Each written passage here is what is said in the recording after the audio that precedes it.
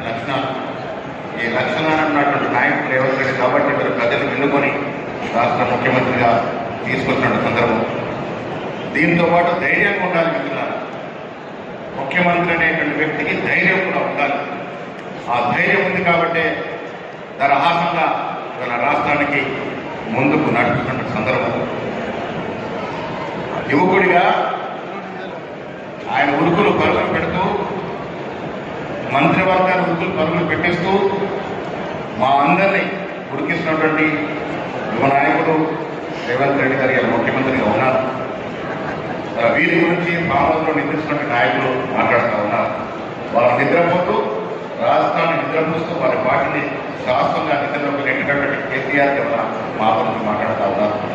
మిత్రులారా, గ్రాడ్యుయేట్స్ ఎన్నిక, మేధావులు ఎన్నుకోబడేటువంటి ఎమ్మెల్సీ ఎన్నిక ఇవాళ రాష్ట్రం ఎందుకోసం తెచ్చుకున్నావా? తెలంగాణ రాష్ట్రం వస్తే మా ఉద్యోగులు మాకు వస్తాయని, మా నీళ్లు మేము పారించుకుంటామని, మా పరిపాలన మేము సుపరిపాలనగా చేసుకుంటామని, దానికోసం కదా తెలంగాణ తెచ్చుకుంది. తెలంగాణ తెచ్చుకున్న తెలంగాణలో ఆశల పనులు ఊరడించినటువంటి కేసీఆర్ 10 సంవత్సరాల్లో వచ్చినటువంటి ఉద్యోగుల సంఖ్య 50,000 దాటలు. పూర్తి ఉద్యోగాలు చిత్తశుద్ధి ఉంది కాబట్టి రేవంత్ రెడ్డి గారు ముఖ్యమంత్రి తర్వాత కాంగ్రెస్ ప్రభుత్వం 9 మాసాల్లో 56,000 ఉద్యోగాలు ఇచ్చినటువంటి సందర్భం.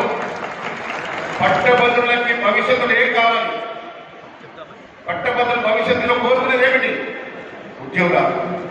9 మాసాల్లో 56,000 ఉద్యోగులు ఇచ్చినటువంటి కాంగ్రెస్ పార్టీ భవిష్యత్తులో కూడా ముఖ్యమంత్రి గారి సమక్షంలో చెప్తా ఉన్నాం, ఖాళీ ఉన్నటువంటి న్యాయంగా సాగుతున్నటువంటి ఖాళీ స్థలాన్ని నింపుతాము. అది 1,00,000 దాటచ్చు, 2 లక్షలు దాటచ్చు, అన్ని ఉద్యోగాలు ఇచ్చి తీరుతామనే మాట కూడా ఈ సందర్భంగా మీ పట్టభద్రులందరూ కూడా ఆశ్వాసం ఇస్తా ఉంది కాంగ్రెస్ పార్టీ. చాలా మంది మహిళా సోదరులు ఉన్నారు ఇక్కడ. 35,000 నుంచి 40,000 మంది వరకు మహిళలకు ఉద్యోగాలు వచ్చాయి. ఈ సంవత్సరంలో కాంగ్రెస్ ప్రభుత్వం నడుస్తున్న సంవత్సరం అన్నమాట కూడా ఈ సందర్భంగా మనం చేస్తా ఉన్నాం. పట్టభద్రులు అభివృద్ధిని చేసి చూసి ఓటాల్సిన పరిస్థితి. మిత్రులారా, భగవంతుడు అందరికీ సమానమే. మేము కూడా భగవంతుడు పూజ చేయండి బయటికి రాము. భగవంతుడు ఉన్న చోట గౌరవంగా భగవంతుడు ఉంటాడు. మీరు ఏం చేశారో ఈ 10 ఏళ్ళలో అది చెప్పి ఓటాడాల్సిందని బీజేపీ నాయకులు చెప్తా ఉన్నాను. 2014 ఇప్పటి వరకు 2 కోట్ల ఉద్యోగులు ఉన్న వ్యక్తులు ఆ 2 కోట్లు కాదు కదా, ఉన్న ఉద్యోగులు